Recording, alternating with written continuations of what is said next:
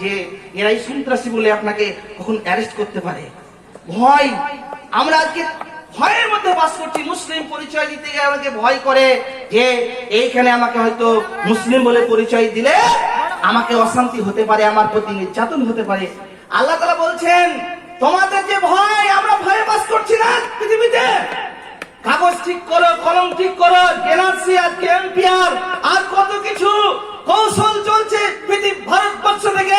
এদেরকে বের করে দিতে হবে, এদেরকে তাড়িয়ে দিতে হবে, এদের ভারতে কোনো স্থান নেই, এরা ভারত আন্দোলন স্বাধীনতাতে এদের কোনো অবদান নেই, মিথ্যা প্রচার করা হচ্ছে। ভয়, আতঙ্কে বাস করেছে। ভয়, কখন কি হয়, কখন কি হয়, কখন দাঙ্গা হাঙ্গা শুরু হয়ে যায়, ভয়। আল্লাহ তাআলা বলছেন ওয়ালিয়ুবাদদিলান্নাহুম মিন বাদি খাউফিহিম আমনা, তিনি তোমাদের ভয় এবং শঙ্কাকে, তোমাদের ভীতিকর পরিবেশকে পরিবর্তন করে শান্তি এবং সুখের বাতাবরণ তিনি সৃষ্টি করবেন। শর্ত একটা। কতগুলো কথা আল্লাহ বললেন, ওয়াদা দিয়েছেন মুত্তাকিদের সঙ্গে। আল্লাহর এটা ওয়াদা, মুমিনদের সঙ্গে আল্লাহ ওয়াদা করেছেন যারা ঈমান আনে এবং সৎকর্ম সম্পাদন করে তাদের জন্য এক নম্বর ওয়াদা হচ্ছে আল্লাহ তাদেরকে প্রতিনিধিত্ব দেবেন। এক নম্বর। নাম্বার 2, তাদের ধর্মকে দুনিয়াতে প্রতিষ্ঠিত করে দেবেন। যে দিনটাকে আল্লাহ পছন্দ করেছেন, এই দিনটাকে মুসলিমদের ধর্ম ইসলাম, এই ইসলামকে তিনি প্রতিষ্ঠিত করবেন, সুদৃঢ় করবেন। তৃতীয় নম্বর হচ্ছে ভয়ের পরিবেশকে পরিবর্তন করে শান্তি এবং সুখের পরিবেশ দান করবেন। শর্ত কি? ইয়াবুদুনানি ওয়ালা ইউশরিকুনা বি শাইআ। শর্ত একটা, সেটা হচ্ছে তোমরা আমার ইবাদত করবে। ইয়াবুদুনানি, একমাত্র তারা আমারই দাসত্ব করবে, একমাত্র গোলামি আমার করবে। কিন্তু আমরা তো আল্লাহর দাসত্ব করিনি, আল্লাহর গোলামি করতে পারিনি। আমরা মন পূজারী, আমরা স্বেচ্ছাচারী, নিজের স্বেচ্ছা অনুযায়ী চলি, আল্লাহর বিধানের প্রতি ভ্রুক্ষেপ করি না, লক্ষ্যপাত করি না, আল্লাহর বিধানের দিকে নজর দিই না। শয়তানেরও আমরা গোলামি করি, শয়তানের দাসত্ব করি, মন পূজারী, আমরা মনের দাসত্ব করে চলি।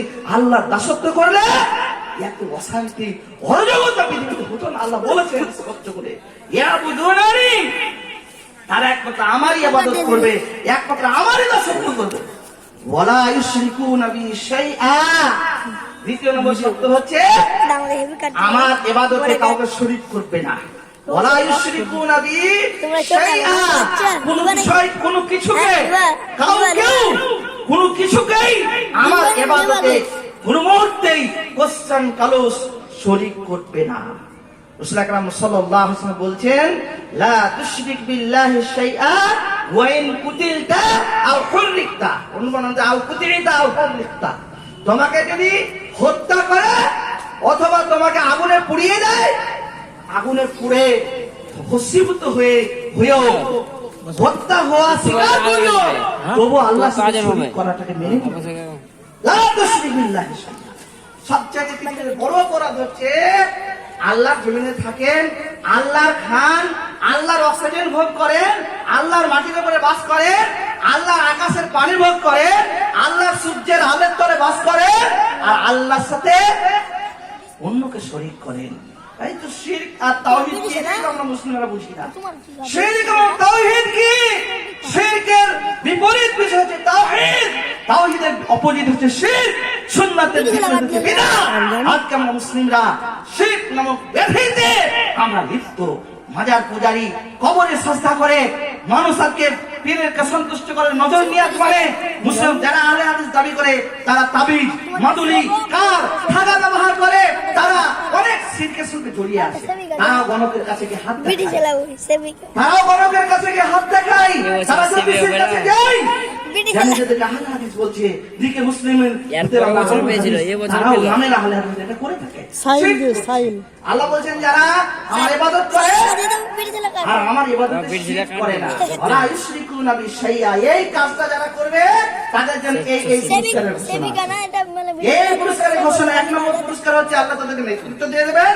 দ্বিতীয় নম্বর হচ্ছে তাদের দিনকে আল্লাহ সুদৃঢ় মজবুত করবে, ভয়ের পরিবেশ পাল্টে দিয়ে শান্তি এবং আপনার সুখের পরিবেশ দান করবেন। এই আয়াতটা নিয়ে বিদ্যাঙ্গ বলছেন এটা কার্যকর হয়েছিল, কার্যকর হয়েছে রাসূল আকরাম সাল্লাল্লাহু আলাইহি ওয়াসাল্লামের জামানাতে কার্যকর হয়ে গেছিল।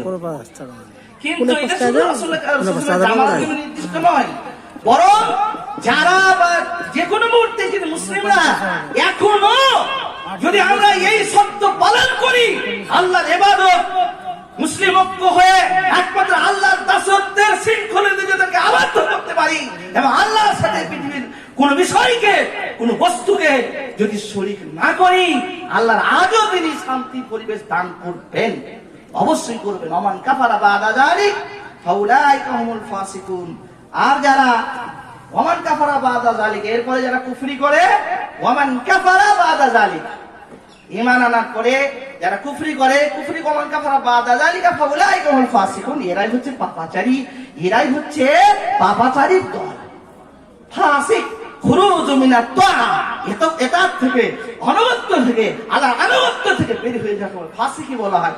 আমরা প্রতিদিন কত ধরনের অপরাধ করি, আল্লাহু আকবার। আল্লাহ তাআলা ঘোষণা করেছেন আল্লাহ পরিবর্তন করবেন, সুতরাং আমাদেরকে আল্লাহর বিধানের কাছে ফিরে আসতে হবে, আল্লাহর বিধানের কাছে ফিরে আসতে হবে, আল্লাহর কাছে সমর্পণ নিজেদেরকে করতে হবে। আল্লাহ তাআলা সূরা বাকারায় স্পষ্ট করে বলেছেন এবং আল্লাহ তাআলা সূরাতুর রা'দের ভিতরে 11 নম্বর আয়াতে স্পষ্ট করেছেন, যদি আপনি আল্লাহর বিধান মানেন তো কি হবে জানেন? আল্লাহ বলছেন লাহু মুআকিবাতুম মিন বাইনি ইয়াদাইহি ওয়া মিন খালফিহি, কিছু ফেরেশতা আপনার আগে এবং পিছে আল্লাহ নির্দিষ্ট করবেন, যে ফেরেশতারা আপনাকে সদা সুরক্ষা দিতে থাকে আল্লাহর হুকুমে। আল্লাহর মাসুম বেগুনাহ ফেরেশতারা মুমিনকে, আল্লাহ ভীরু বান্দাকে, আল্লাহর আনুগত্যশীল বান্দাকে সুরক্ষা দেয়। আগে এবং পেছনে আল্লাহ ফেরেশতা নির্দিষ্ট করেন, সেই ফেরেশতারা সুরক্ষা দিতে থাকে আল্লাহর নির্দেশে। লাহু মুআকিবাতুম মিন বাইনি ইয়াদাইহি ওয়া মিন খালফিহি ইয়াহফাজুনা মিন আমরিল্লাহ, আল্লাহর নির্দেশে মুমিনকে সুরক্ষা দেয় আল্লাহর ফেরেশতারা। আল্লাহর ফেরেশতা আপনাকে গাইড করবে, আপনি আল্লাহর দাস, আল্লাহর দাস হতে পারেন।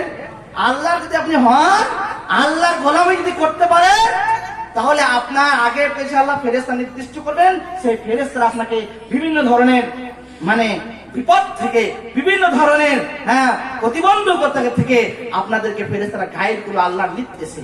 ইয়াহফাজুনা মিন আমরিল্লাহ, এরপরে বাক্যে আল্লাহ বলছেন ইন্নাল্লাহা লা ইউগাইয়িরু মা বিকওম হাত্তা ইউগাইয়িরু মা বিআনফুসিহিম, আল্লাহ তাআলা কোন জাতি এবং গোষ্ঠীর ততক্ষণ পরিবর্তন করেন না যতক্ষণ না তারা নিজেরাই নিজেদের ইসলাহ করে, নিজেদের পরিবর্তন ঘটায়।